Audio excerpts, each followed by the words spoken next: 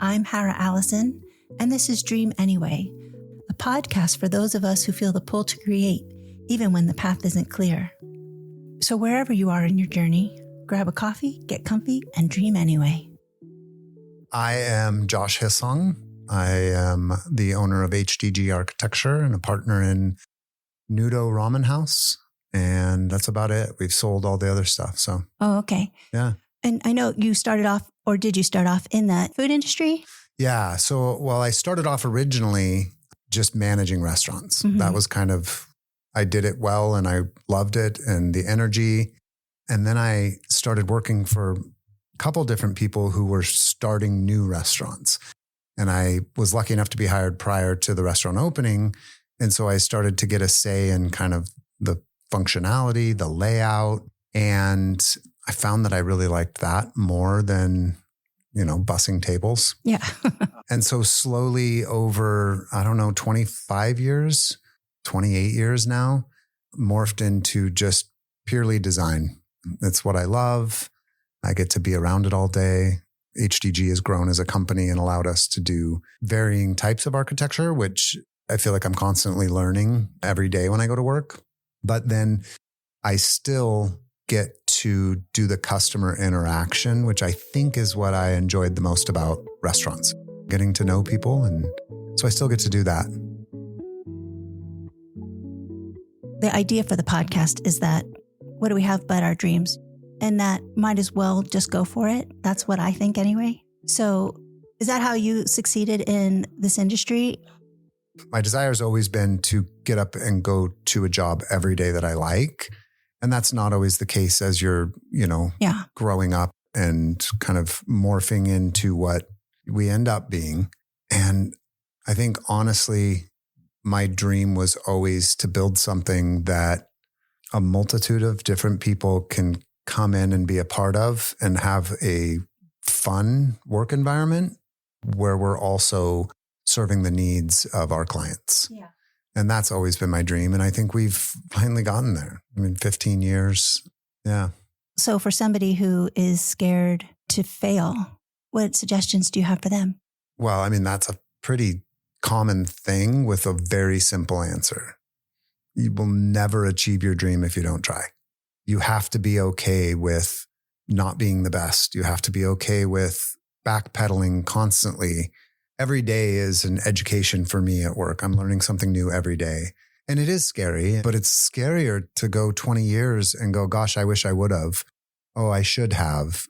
I don't have any of those regrets with anything in my life. My mom passed away when I was 18 and she was only 46. And I thought that's why I was this way.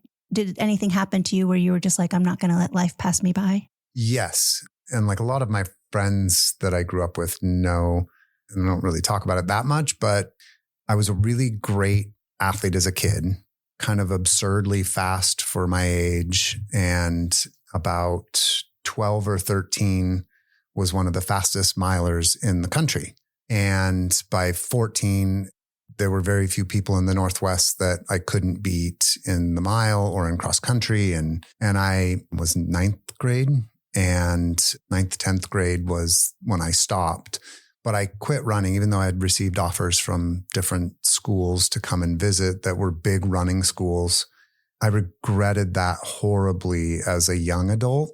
And I think that's helped drive my lack of fear. And I don't know if it was just that I was scared when I was young or if I was rebelling.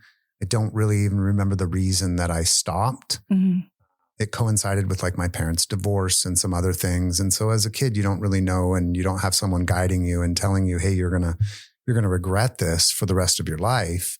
Well, I no longer regret it because I'm happy where I am. But I think that fed my desire to make sure that I didn't not try, no matter what it was.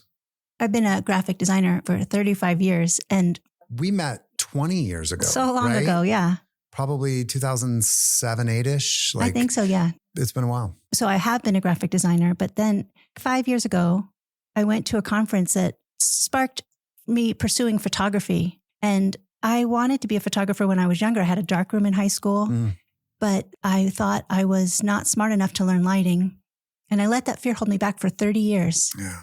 But now, similar to what you said is why I'm bringing it up, that every day is a learning experience and I'm enjoying the process. And so you can't really fail. So I think that helps if you can really enjoy the process and not worry about the outcome. Wholeheartedly agree. There's that quote, and I think it was Wayne Gretzky that said, like, you miss 100% of the shots you don't take.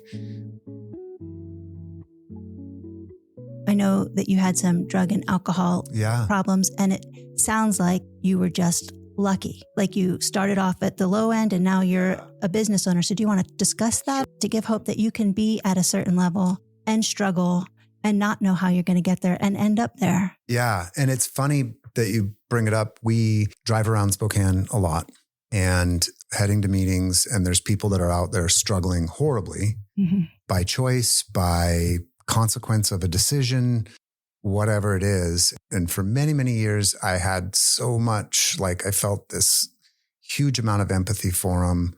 But then at a certain point, it clicked for me because, I mean, I was using, alcohol as a teenager, and then marijuana, and then cocaine, and then just alcohol, and then heroin.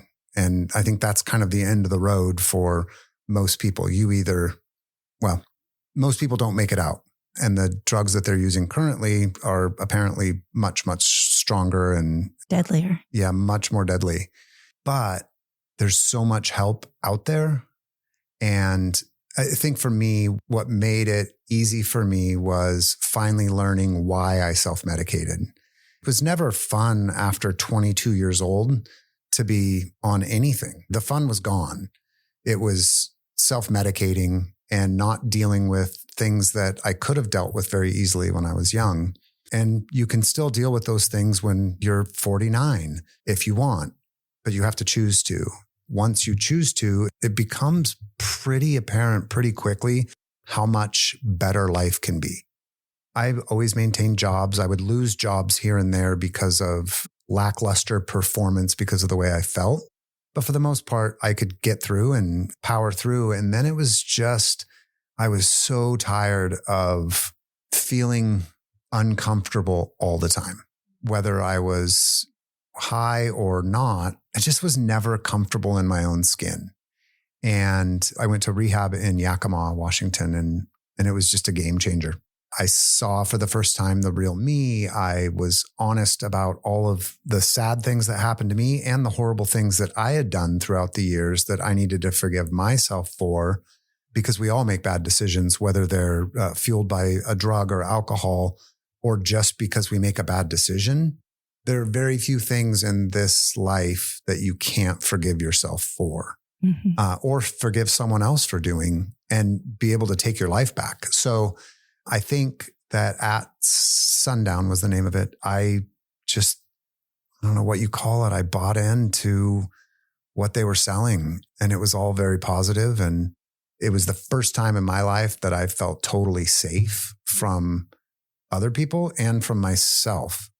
But as we walk around downtown, I know that it's possible, and I'm not special. Everyone can go the route that I went and change their lives. And it just takes being honest with yourself. And then the other piece is being willing to work your ass off. I like that. It is just a choice, but there is argument about, well, it's a mental health disease, that it's not their choice. Yeah, there's a difference between self-medicating because you have a mental health issue, bipolar or schizophrenic or something akin to that. But it is a choice if you're choosing to put yourself in that manic state by using drugs. I don't want to say there's a lot of lazy in this world, but there are a lot of people that being a drug addict is a very selfish thing. And I was a very selfish young adult. And choosing to not work and choosing to, kill yourself, like slowly, but it's a selfish thing. There is so much help out there. And I just read that there's another 740,000 going towards opioid addiction in downtown. And I was like, well, let's just say there's 1,000 people in Spokane that are stuck in a homeless environment because of drugs. Say there's 1,000 that are living downtown right now. You take that $730,000 and you throw $7,000 for each person to go to sundown. Mm-hmm. So each person could go through the same exact thing for that one grant that we have going right now, on top of the other couple $1 million a year that's already being spent. It seems like we are perpetuating the problem. And I feel like that's, to the podcast name, that's a dream killer. Like, none of these people are going to get to see their dreams come to fruition if they don't take help. It's really sad. Every time I see anybody homeless, I think about them as a kid. And like, this can't be what you wanted and your parents wanted for you. I mean, it's so sad, really. There was a really great 1990s maybe ad, and you might remember it, where there's a guy running and it just shows his face and it looks like he's running in a marathon. He's a little sweaty. Then you start looking closer, he might be a little bit dirty. But the whole premise of it is, nobody says when they're a kid that their dream is, I want to be a runner. I want to do this.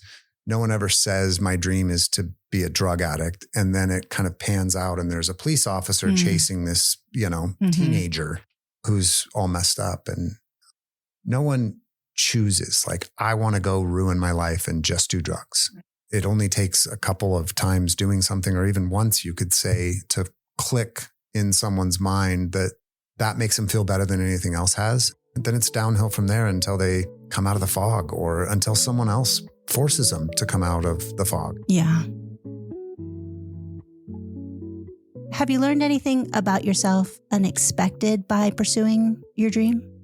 Yeah. I mean, I think I've learned that the persistence and the hard work and the failures and all of those things, they actually end up meaning something in the end. Mm-hmm. There's a horrible, bumpy road to any semblance of success. The lottery and any other form of just windfall, it's not going to happen to anyone. You have to chase it yourself. And I think what I learned is that persistence was built on my dad's kind of work ethic and what he taught me. Because at the end of the day, that was always my dad's thing, was like, no matter how shitty you feel, no matter what is going on in your life, break up, anything. If you get up and go to work, at the end of the day, I guarantee you, I promise you, you will feel better.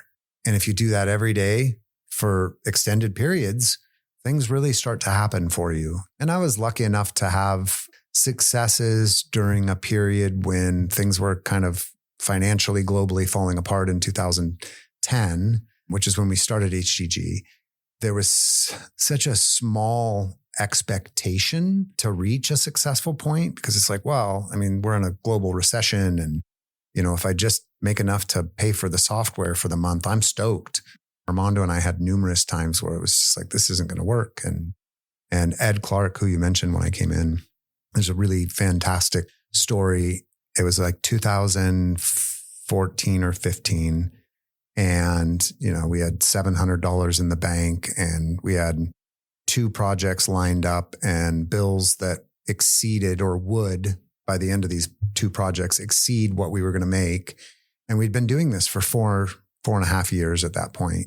And I was just like, hey, dude, let's go on a walk. And this is when we were down on First Ave in that little black building next to what was Blue Spark down there. And we walked down the steps and we got to the sidewalk. And I was going to like walk him and say, dude, I'm done. Like, I go at night and work at my restaurants, and I don't need this. I don't need this job. I'm tired of it. And we got about 4 steps from the door, and this Lexus comes whipping up and pulls up next to us. And, we're looking over like, who the fuck is this weirdo? And he rolls the window down, and it's Ed Clark. And he was like, hey, sorry to interrupt you, but I just need to tell you what you guys are doing for this city and the work you're doing. It is amazing. That's all. And he puts it in drive and he goes away. And I kind of looked at Armando and he looked at me, and we turned around and went back upstairs and sat down on our chairs and got back to work. That was one of those moments that was just like, no, this is what we're supposed to be doing. And so I've told Ed that story a couple times, and hopefully I'll get to see him again soon and remind him of that story. He said it just earlier, how important you are to Spokane. Oh, well, that's lovely. He's very sweet. From someone like him, that's pretty amazing. He's been here a while. to end this lovely conversation, what do you want your legacy to be? What do you hope they're going to say about you at your funeral? Snap. I had someone give me my own eulogy as a birthday present one year. And the gist of that was, he'll give you the shirt off his back, but I don't think that's my legacy. I think what I want are all of the people that have helped me be able to have a better life and produce really great work out of our company. I want all of those people to be able to continue that when I'm gone. And I definitely want my son to drive around when he's 50, 60 and point out to his kids or his grandkids projects that are still standing. I think that would make it all worth it. That's it. Pretty easy. I just want some of the stuff to remain standing. Thanks for listening. New episodes drop every Thursday.